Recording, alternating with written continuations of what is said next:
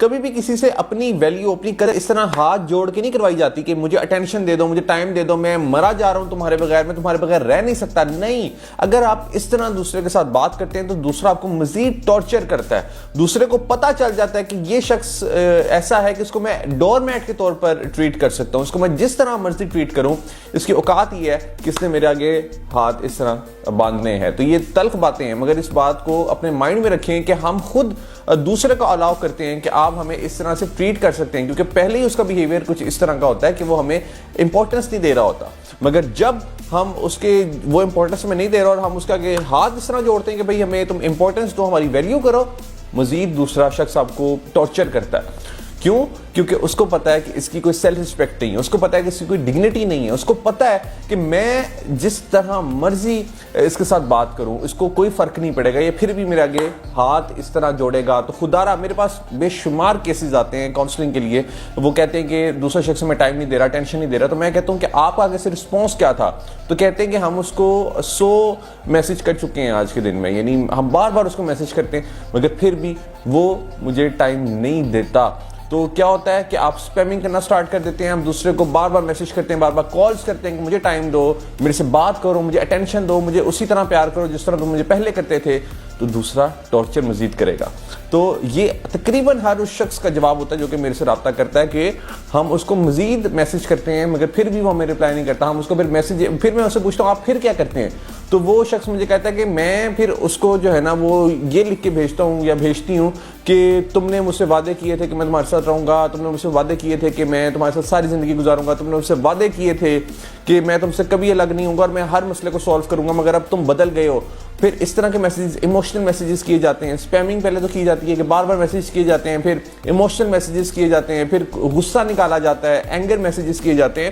دوسرے کو کہا جاتا ہے کہ تم نے مجھے ذلیل کر کے رکھ دیا ہے، تم نے میرے ساتھ کیا کیا ہے، تم بہت گھٹیا انسان ہو. اس طرح کی لینگویج یوز کی جاتی ہے.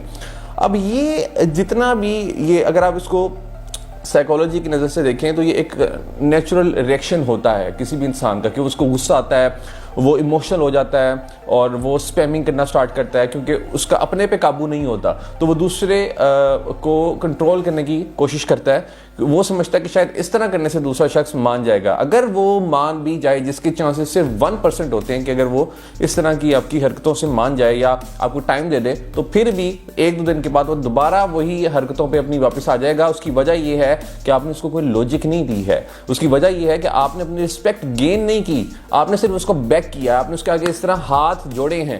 تو 30 دن تک جب بھی کوئی انسان آپ کو چھوڑ کر جائے تو 30 دن تک کم از کم آپ نے اس کے ریڈار سے، اس کی دنیا سے نکل جانا ہے، غائب ہو جانا ہے. آپ نے اس طرح پریٹینڈ کرنا ہے اس کو کہ آپ کی اپنی لائف ہے، آپ کسی کے لیے مرے نہیں جا رہے ہیں، آپ کی اپنی زندگی ہے، آپ اپنی زندگی کو خود گزار سکتے ہیں اور آپ کو کسی تھرڈ پرسن کی ضرورت نہیں ہے.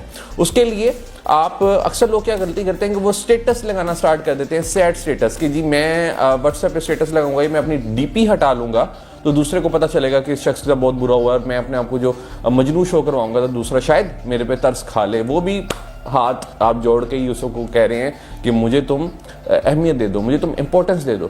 تو اب کیا ہے مسئلہ یہاں پر؟ کیا آ رہا ہے مسئلہ؟ یہ آ رہا ہے کہ ابھی بھی آپ اس کو شو کروا رہے ہیں کہ میں تمہاری اٹینشن نہ دینے سے افیکٹ ہو رہا ہوں. تو دا پوائنٹ از کہ آپ نے کوئی سیڈ سٹیٹس نہیں لگانا، کوئی اس طرح کی آپ نے حرکت نہیں کرنی کہ جس میں آپ دوسرے کو یہ فیل کروا سکیں کہ آپ اس کے بارے میں سوچ رہے ہیں. کوئی میوچل فرینڈس کے ساتھ آپ نے چیزیں ڈسکس نہیں کرنی. ایوری تھنگ، ہر چیز آپ نے اس طرح رکھنی ہے جس طرح آپ کو کوئی فرق ہی نہیں پڑا، اور اپنے آپ کو مزید خوش رکھنا ہے. کوشش کریں کہ آپ جا کے نیا ہیئر کٹ کروا لیں، کوشش کریں نئی شاپنگ کر لیں جا کے، کوشش کریں جم جوائن کر لیں، واک کرنا سٹارٹ کر دیں. کچھ نہ کچھ ایسا ضرور ایڈ کریں اپنی زندگی میں جس سے ایک تو آپ کا ٹائم بھی اچھی جگہ پہ یوز ہو، آپ اپنے آپ کو مزید بہتر کریں، اور ساتھ ہی ساتھ دوسرے کو بھی میسج جائے کہ بھائی آپ کی زندگی رکی نہیں ہے، آپ کی زندگی کسی کے لیے سٹاپ نہیں ہو جاتی اگر کوئی انسان آپ کو چھوڑ کے جاتا ہے. آپ دوسرے کو یہ دکھائیں گے کہ آپ اپنی سیلف رسپیکٹ کے لیے کتنے کانشیس ہیں تو دوسرا بھی واپس آئے گا وہ پھر آپ کے آگے اس طرح ہاتھ جوڑے گا کہ یار اس کو تو فرق ہی کوئی نہیں پڑا, یہ تو مجھے اتنی اٹینشن ہی نہیں دے رہا جتنی